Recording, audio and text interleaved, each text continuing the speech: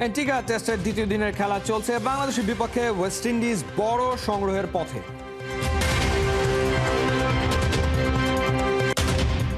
ডিসেম্বরে মাঠে গড়াবে NCL টি-20। Positive ইম্প্যাক্টের আশা করছেন বিসিবি সভাপতি।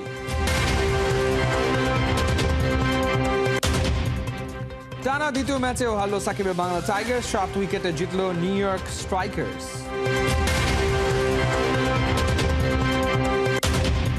ক্রীড়াঙ্গনের ডাক সাইটে কিছু কর্তার সাথে এক শীর্ষ সন্ত্রাসীর যোগাযোগ ছিল নিয়মিত। পুলিশ সাঁড়াশি অভিযান চালালো।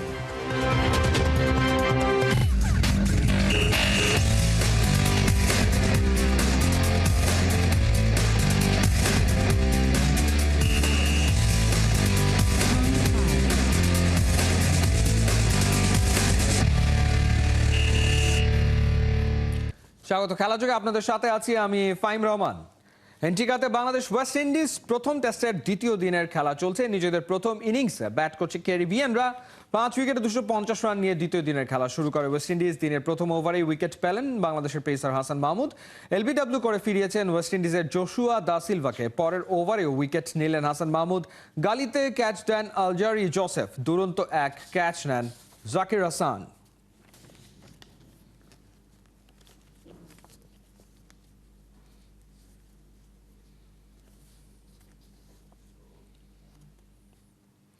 ছোট ফরম্যাটে কেন বাংলাদেশ ছোট থাকছে, কেন বের হচ্ছে না টি-20-র স্পেশালিস্ট ক্রিকেটার, এসব প্রশ্ন থেকেই বিসিবির নয়া উদ্যোগ জাতীয় ক্রিকেট লিগের টি-20 আসর। বিপিএল ঠিক আগে ডিসেম্বরে মাঠে গড়াবে এনসিএল টি-20। সভাপতি ফারুক আহমেদ বলছেন এই টুর্নামেন্টটা দেশের ক্রিকেটে পজিটিভ ইম্প্যাক্ট ফেলবে। সাইফুল রূপকের রিপোর্ট। আমার আগের প্রেসিডেন্ট হলে ডেফিনেটলি তোমাকে ডাকতো, বিকজ সিলেকশনে তার অবদান থাকতো। আমার সিলেকশনে তেমন কোনো অবদান নাই আসলে। সাবেক সভাপতিকে বর্তমান প্রেসিডেন্টের খোঁচা। নাজমুল হাসান পাপনের মতো ক্ষমতার অপব্যবহার করছেন না ফারুক আহমেদ, কিন্তু সাংগঠনিক দক্ষতার কারিশমা পাপন অ্যান্ড কোংদের ঠিকই দেখিয়ে দিলেন সাবেক এই অধিনায়ক।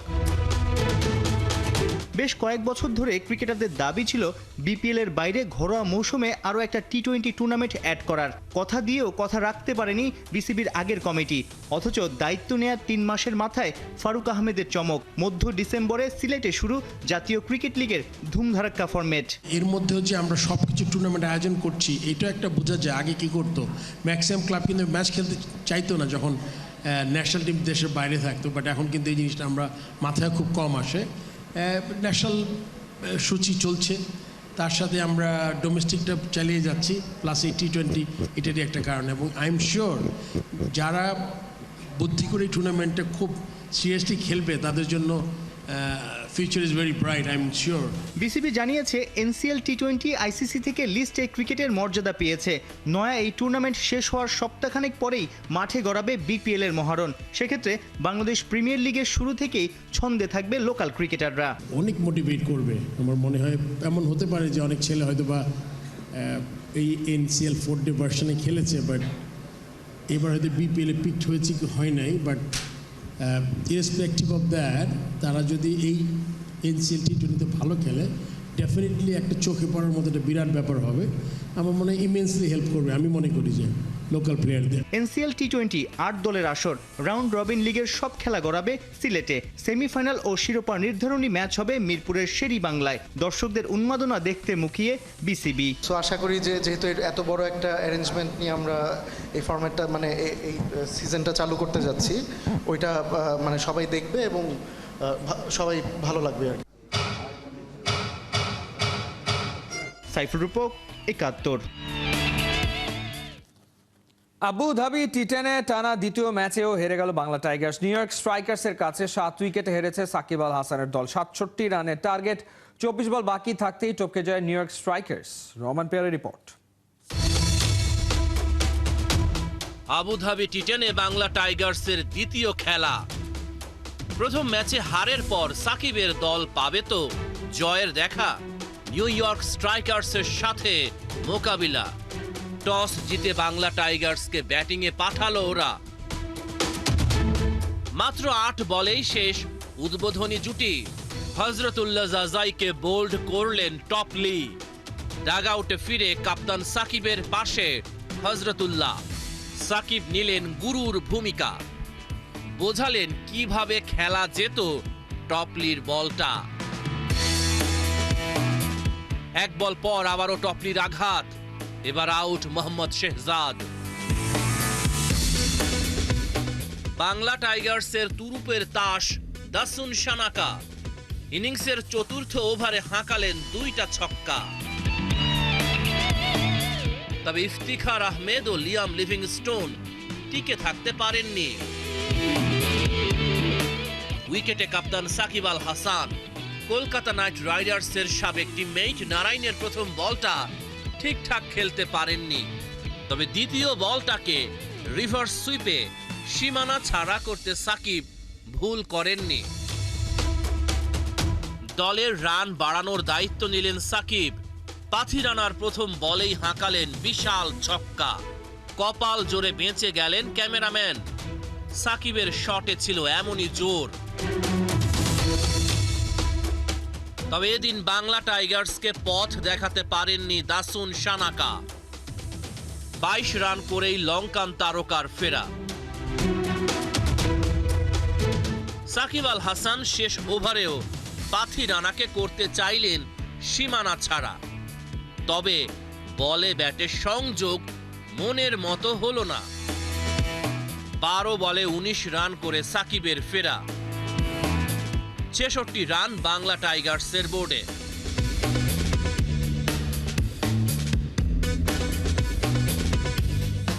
নিউ ইয়র্ক স্ট্রাইকার্সের সামনে সহজ লক্ষ্য, সেই কাজটাকে আরো সহজ করে দিলেন জশ লিটল।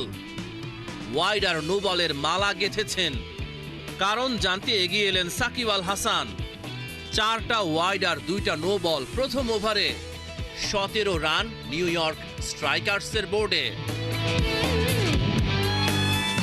দ্বিতীয় ওভারের প্রথম বলে ইমরান খান পেতে পারতেন উইকেটের দেখা, কিন্তু নো বল চেক করে আম্পায়ার দেখলেন ইমরানের পা অনেকটাই বাইরে।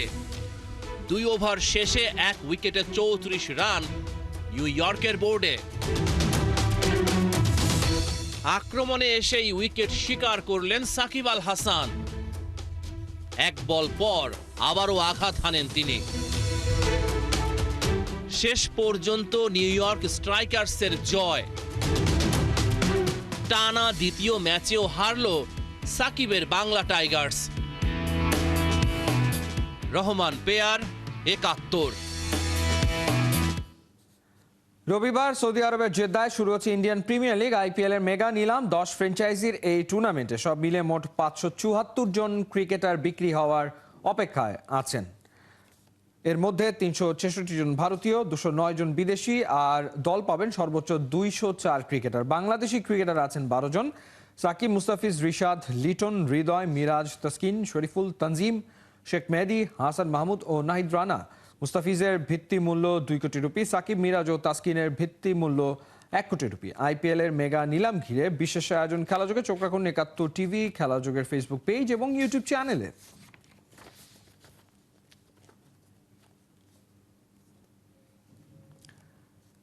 যুব এশিয়া কাপ খেলতে দুবাই যাচ্ছে বাংলাদেশ অনূর্ধ্ব 19 দল। শনিবার হয়েছে আনুষ্ঠানিক ফটো সেশন।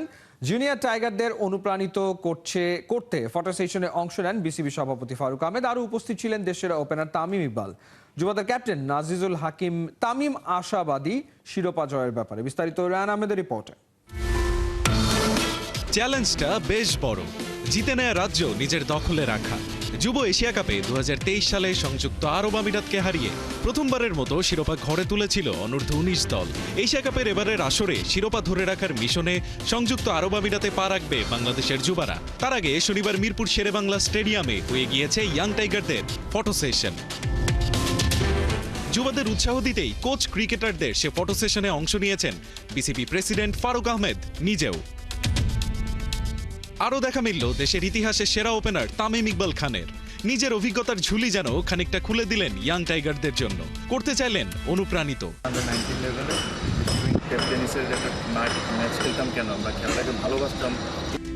যদিও যুবাদের ক্যাপ্টেন তামিমের কণ্ঠে মিলল আত্মবিশ্বাসের সুর। এখন প্রস্তুতি আল্লাহর রহমতে অনেক ভালো হয়েছে।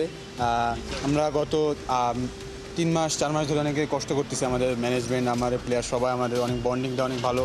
অনেক কষ্ট করতেছি, একটা প্রসেসে আগাইতেছি।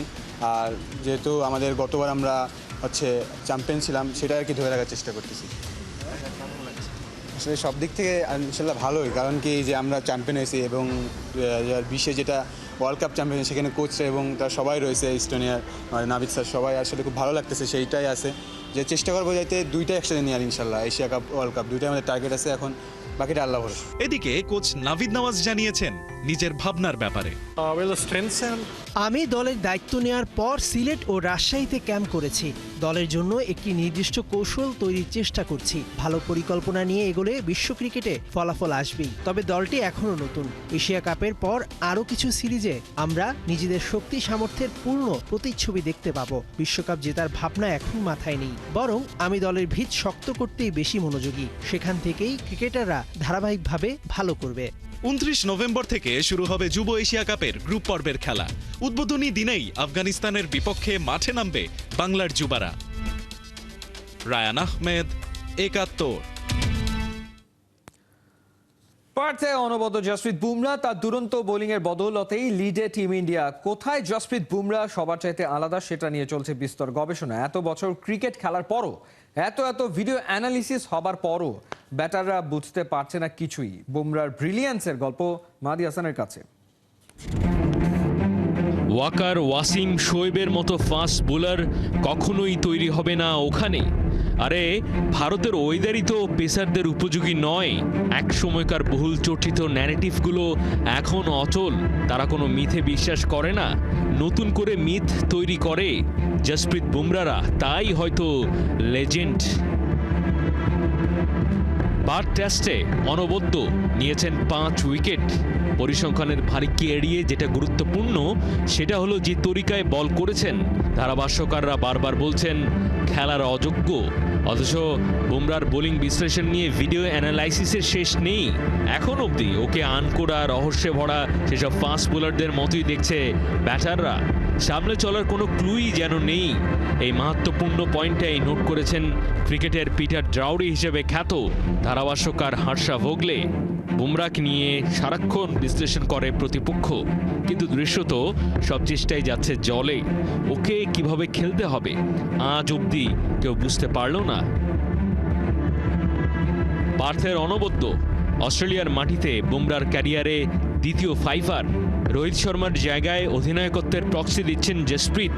তার কাপ্তানিতে যেভাবে পারফর্ম করছে টিম ইন্ডিয়া, পুরো সিরিজে যদি অব্যাহত থাকে, রোহিত পরবর্তী সময়ে কাপ্তানে দড়িয়ে হওয়ার সবচেয়ে বড় দাবিদার। Captain leading from the front বলতে যা বোঝায় সেটার ছায়া যেন জসপ্রীত, দ্য সুপার বুমরা।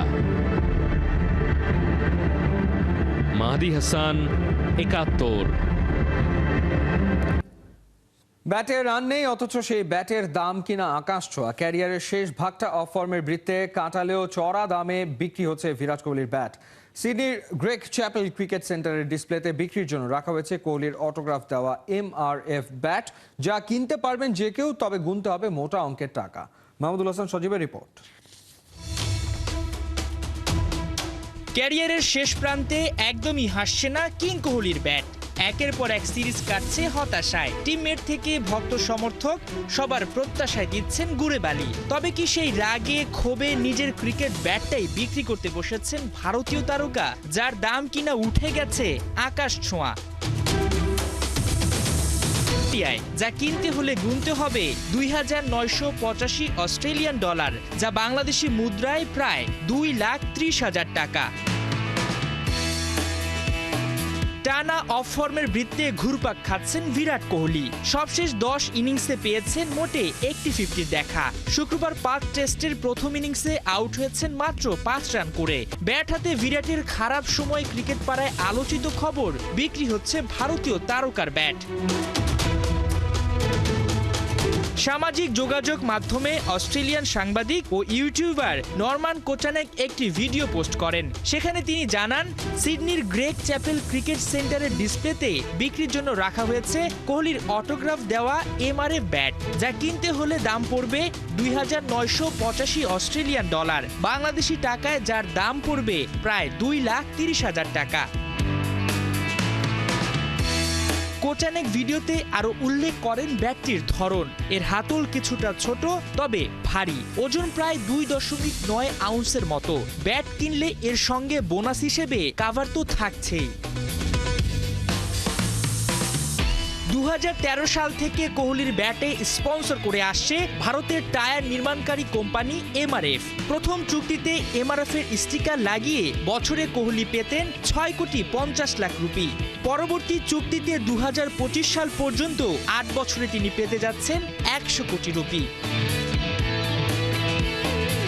মাহমুদুল হাসান সজীব, 71।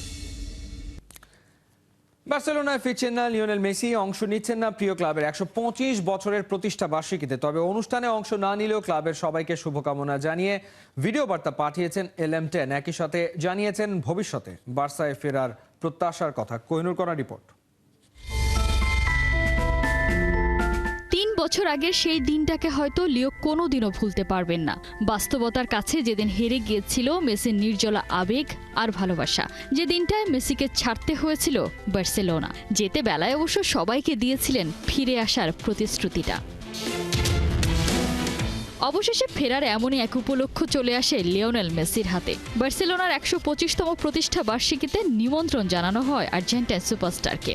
বলা হয় এই আয়োজনে সক্রিয় দায়িত্বও নাকি থাকছে LM10-এর হাতেই।